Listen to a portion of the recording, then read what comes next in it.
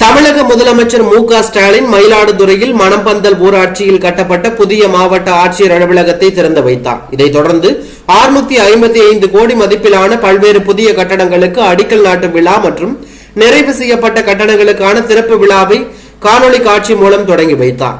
அதுடன் மயிலாடுதுறை, நாகை, திருவாரூர் உள்ளிட்ட மாவட்டங்களை சேர்ந்த 12,653 பணியாளர்களுக்கு நலத்திட்ட உதவிகளை வழங்கினார்.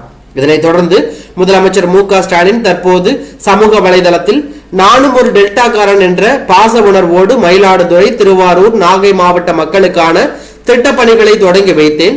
சிலர் போல தேர்தல் நேரத்தில் மட்டும் வருபவர்கள் அல்ல நாங்கள். எப்போதும் எந்த சூழ்நிலையிலும் தமிழ்நாடு மக்களோடு அவர்களின் உரிமைகளுக்காக நிற்பவர்கள்.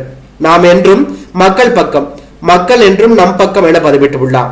இன்று தேர்தல் பொதுக்கூட்டத்தில் பங்கேற்ற பிரதமர் நரேந்திர மோடி சென்னை வந்துள்ள நிலையில் முதலமைச்சர் மு.க.ஸ்டாலின் இந்த பதிவானது பாஜகவை விமர்சிக்கும் விதமாக இருப்பதாக தகவல் வெளியாகி பரபரப்பை ஏற்படுத்தி உள்ளது.